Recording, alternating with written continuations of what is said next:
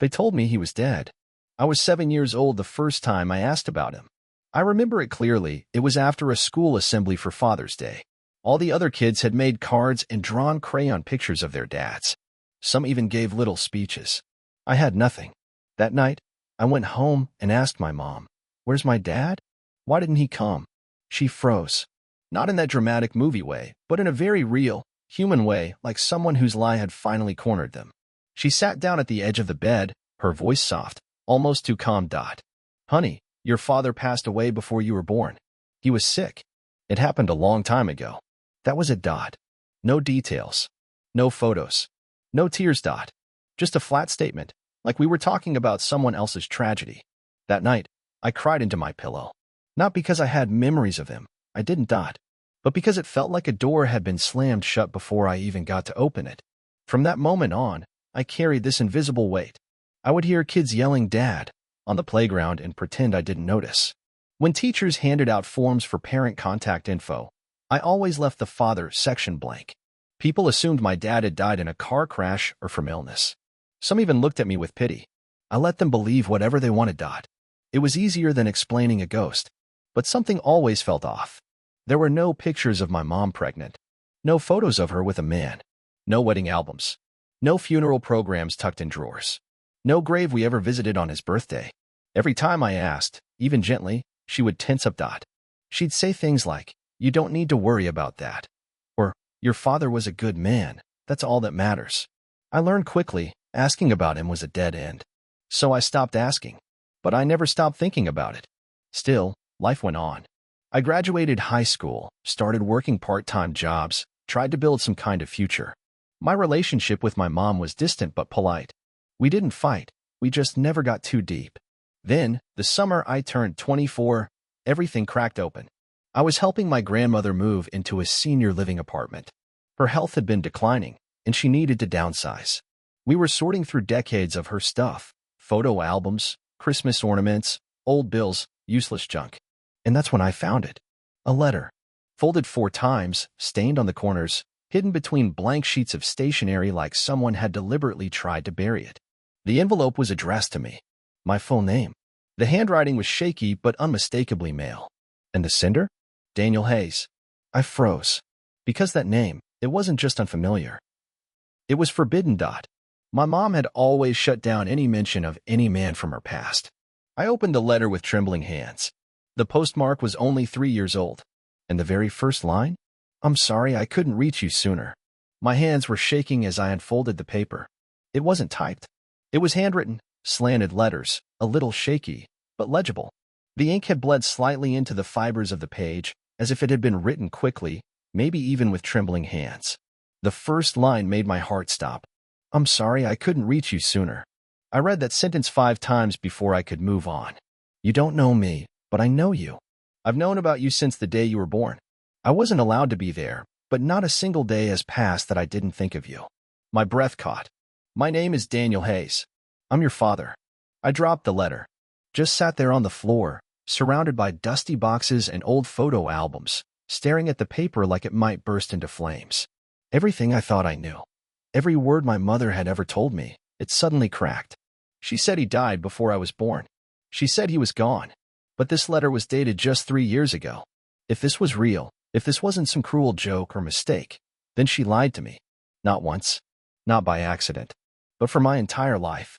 I picked the letter back up and kept reading, even though my heart felt like it was beating in my throat. "Your mother and I, we were young. Things ended badly. She told me she didn't want me involved. Said it would be better for you not to know me. But I disagreed. I wanted to fight. I did fight. But she threatened to make things worse, legally, emotionally. I was scared you'd grow up hating me, or worse, never knowing I existed. So I stayed away. For your sake. But I never stopped watching from a distance. Your grandmother sends me photos. She doesn't know I kept them. I don't even know if she knows I'm alive. But I see you." There were parts of the letter that were smudged, maybe from tears, maybe from time, but the tone never changed. It wasn't bitter. It wasn't desperate. It was full of aching, quiet love. And regret. I read the letter a dozen times that night. And each time, a new emotion bubbled up. Anger. Shock. Confusion. Grief for a father I never had, not because he died, but because he was taken from me. I thought about confronting my mom immediately, but I didn't. Not yet. Instead, I did something I never thought I'd do. I started digging. I went online, searched public records. I looked up Daniel Hayes, and there he was. Alive. Living in Oregon. A real person. Not a ghost. Not a lie. My father. I waited 3 days. Not because I wasn't ready, I was beyond ready. I had read that letter so many times I could recite it in my sleep. I had stared at his handwriting, memorized the curves of every letter, as if they might explain why he felt more real to me on that page than my entire childhood. No, I waited because I needed control. If I went to her angry, she'd shut down. If I went to her emotional, she'd twist it around. I needed to catch her off guard. So I invited her to dinner. Something casual. Just the two of us. She smiled when she arrived, fake. Soft, the way she always did when she didn't want me to ask too much. She looked at the food, complimented the napkins, asked about my job. And then I said it. Calm. Measured. Like I was asking for the salt. Why did you tell me my father was dead? She froze mid-bite. Didn't even chew. Just stared at me like the walls had started bleeding. What? She said, her voice too light. I found a letter, I continued. From Daniel Hayes. My father. Written to me. Dated 3 years ago. He's alive, Mom. He's alive. And you lied. She didn't speak. Her fork slowly lowered to the plate. The color drained from her face. Where did you get that? She whispered. I leaned forward. That's what you're worried about? Not the fact that I've been mourning a man who never died. Her defenses came up fast. I could see it happen, like armor sliding into place. I did it to protect you, she said. You don't know what he was like back then. He was unstable. He wanted full custody. He would have ruined us both. He wanted me, I snapped. He fought for me. You cut him out. You erased him. She stood up then, knocking her chair back. I did what I had to do. No, I said, rising too. You did what was easier. For you. It was the first time in my entire life I saw her truly speechless. She tried to speak, but the words died in her throat. I saw something flicker in her eyes, guilt, fear, maybe shame. And for the first time in years, I didn't feel like a child in front of her. I felt like a man standing in front of someone who owed him the truth. She finally sat back down, trembling. I didn't know he'd try to contact you, she said quietly. I thought it was done, that it was over. I looked her dead in the eye. It's never over when it's a lie. That night, I didn't sleep. I just stared at the ceiling and thought about every moment I could have had a father. Every hug, every visit, every game, every stupid life lesson I missed.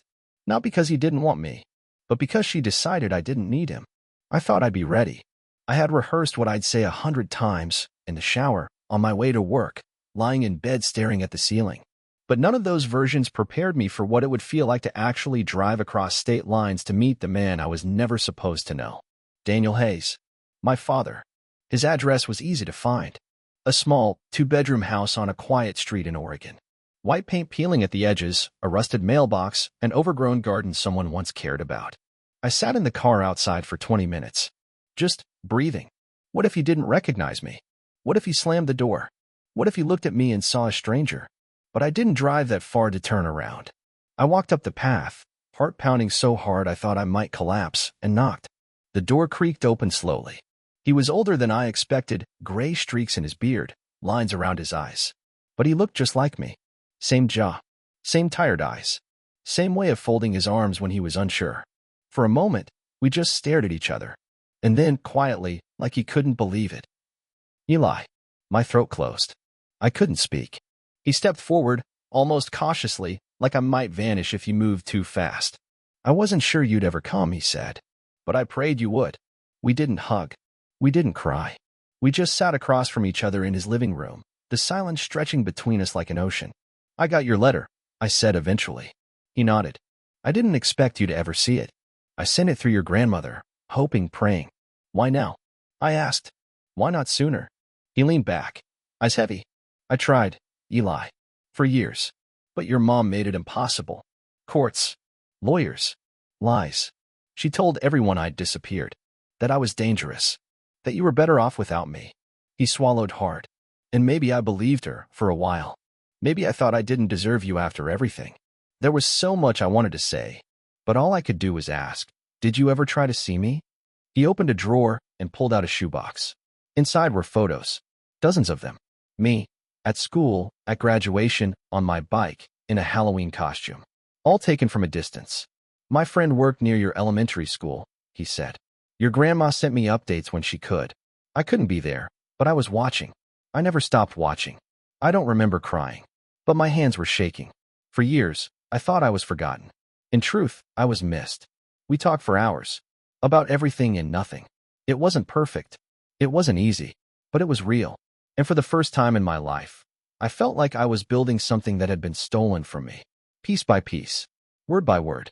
I stayed the night. Not because we had caught up on 24 years in a single evening. Far from it. But because I didn't want to leave yet. I couldn't. The guest room was small, barely furnished, but the blanket smelled like clean laundry, and the silence wasn't awkward. It was safe. I lay there staring at the ceiling, trying to make sense of everything. This man, this stranger, had followed my life from the shadows. He knew the color of my childhood bike. He had a photo of me dressed as a pirate when I was 10.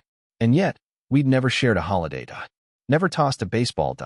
Never had an argument over homework or curfew. I didn't know if I wanted to forgive him. I didn't even know if I could. But I knew one thing. He hadn't abandoned me. He was taken. In the morning, we sat on the porch. Coffee. No words for a while. Just the sound of birds and wind chimes. Then he spoke. I know I can't make up for what you lost. I can't be the father you needed back then. But I'd like to be in your life now. If you'll let me. His voice cracked at the end. I'm not asking for everything. Just something. I didn't respond right away. Not because I didn't know the answer, but because I needed to let it settle in my chest. I needed to feel the weight of what it meant. I looked at him, this broken, hopeful man who still looked at me like I was a miracle. And I said, okay, just one word. But it meant everything. We're not a perfect family. We're years behind. There are gaps we'll never fill, and time we'll never get back. But we have this. We have now. And sometimes, now is enough to rebuild what should have never been destroyed. Because sometimes, the truth doesn't just hurt. It heals.